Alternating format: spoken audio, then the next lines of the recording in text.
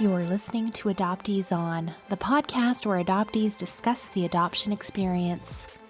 I'm your host, Haley Radke, and this is a special episode in our healing series where I interview therapists who are also adoptees themselves, so they know from personal experience what it feels like to be an adoptee.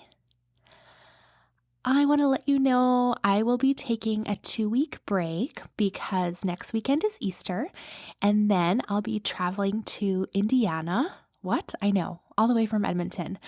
I'm headed to the Indiana Adoptee Network Conference, which is April 21st and 22nd, and I'm so excited because I will be meeting some of you in person.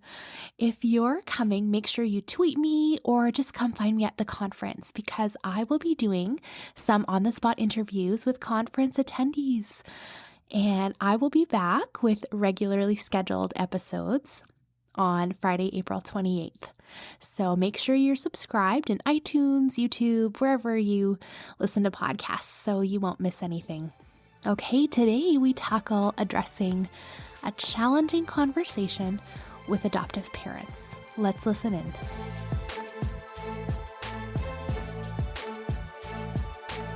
This is Leslie Johnson, a fellow adoptee and licensed therapist who works to help other adoptees connect the dots of their story and live authentically. Welcome, Leslie. Thanks, Haley. Okay, today's question. I feel like this is a big one. Let's talk about having a conversation with your adoptive parents. How do you tell them you are going to search for your birth parents or that you've already found them? And then what do we do with the reactions that we get? Well, it's a good question. And I guess it depends a little bit maybe on age, but maybe not. The way that I work with adoptees and adoptive families is that this is just a given, that eventually there is going to be a search and reunion, or, really how I see it ideally is that there's openness in the adoption where there doesn't even have to be a search.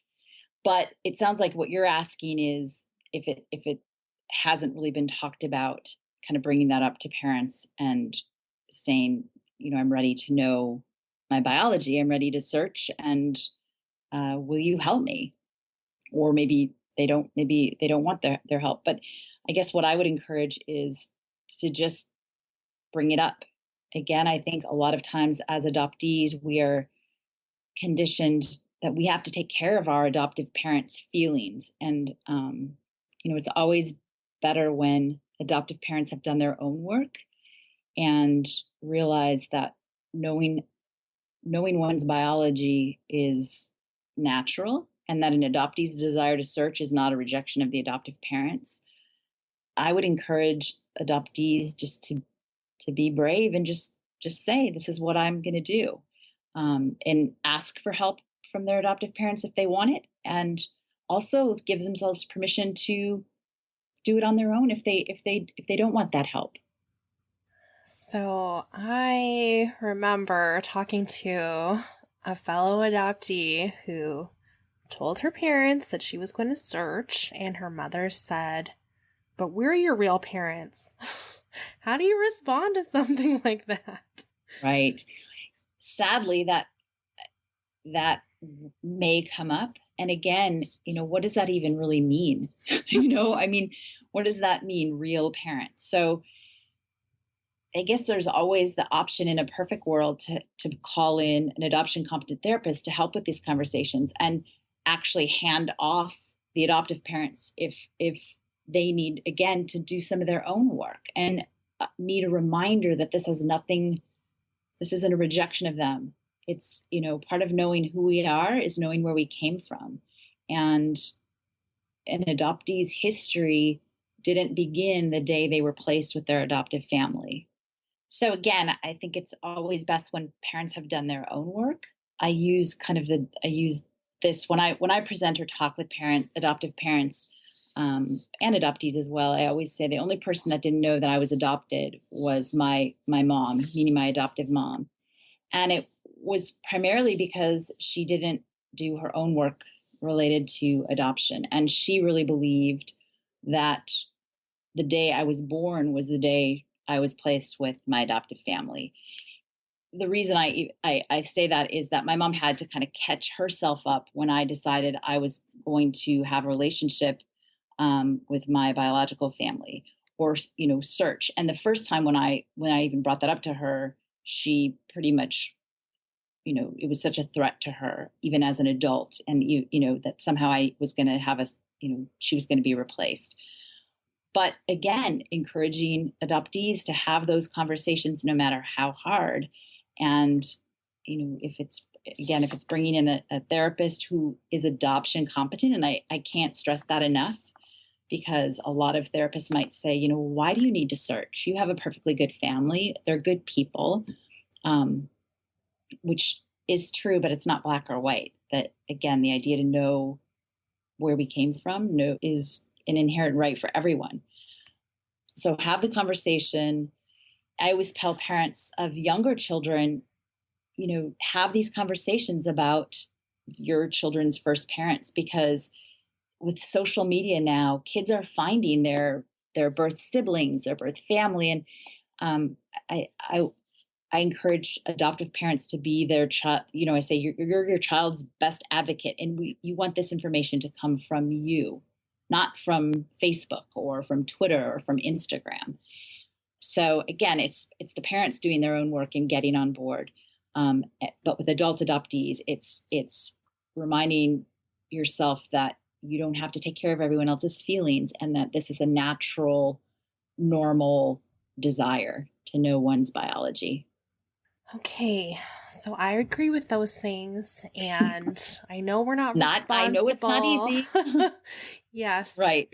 So if our adoptive parents have a negative reaction and they're not willing to do the work, what do we do? Stop talking about it with them?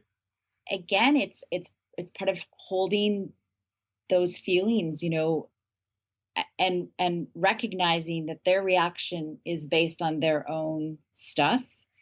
And that doesn't mean that and I'm saying the adoptee's reaction is bad or abnormal, or that it's perfectly normal to want to know one's biology, the circumstances of one's birth, to see someone who resembles you. So there may be some push and pull. There may be some hard conversations, but the alternate thing that happens, and I've seen this many times, and it happened to me as well, is waiting until a lot of adoptees wait until their adoptive parents have died, and then they do their search, only to find that their first parents have also passed away. So then there's complicated grief, grief on top of grief. So it's having those tough conversations, and then seeking outside support if necessary and needed. I mean, I know this sounds so oversimplified, but I lived this. And I see my clients having these conversations, and I know they're hard, and it's also completely natural and normal for an adoptee to want to know this. And I think part of the reason that I do what I do is that I really want this generation of adoptees to have a much different experience. And I think there's going to be a time when there isn't even the notion of search and reunion, that there's going to be more openness, and adoptive parents are just going to have the information, and there's not going to have to be these big searches and reunions. Yes, hopefully that is true. I really want to believe that too. We just need to do it. Just have the hard conversation, and it might go awesome. And if it doesn't, we're only responsible for our own stuff. Again, oversimplifying. I know I'm oversimplifying it, but giving yourself permission to even have those feelings, to have that curiosity, and then to follow through with the conversation or search. I mean, not that I would advocate searching privately, but some people do that as well. When I searched for my biological father, it was kind of on a whim, and I found him, and I was like, oh, And then I had to tell my adoptive parents. Right, So that right. definitely does happen. Yeah. And I guess if you already know that your adoptive parents may not respond well, I mean, you can choose whether or not to have this conversation, right? I mean, in a perfect world, it would be nice to have transparency and not have to worry about taking care of the adoptive parents' feelings. But if that's how it has to be, then then giving yourself permission to do the search regardless. Yes, I think we should and not wait until it's too late. Right, right. Thank you so much for that advice, Leslie. Where can we connect with you? You can connect with me at either of my websites, yourmindfulbrain.com and asktheadoptee.com, or at Twitter. I'm at Leslie, Leslia Johnson, or Facebook, Your Mindful Brain. Wonderful. Thank you. And thank you for having me. I love Leslie. She is amazing, and we have some upcoming recordings scheduled, so you will be able to hear more of her wisdom and advice for us very soon. If you would like to join my secret Facebook group, I've been doing some live videos lately, which has been really fun and scary. I was talking about baby pictures and how there's often a gap for adoptees between when we're born and then the first picture we actually have of ourselves. Adopteeson.com/partner has all the details of being a Patreon supporter. And if you have questions about that, you can send me a note on the website, adopteeson.com. And depending on the Wi-Fi at the conference in Indiana, or my data package, whatever is going to happen there, I'm going to be tweeting from there. I have two different accounts. There's at Adopteeson for the podcast, and my personal account is at Haley Radke. And I also hope to do some live videos for you on the public Facebook page.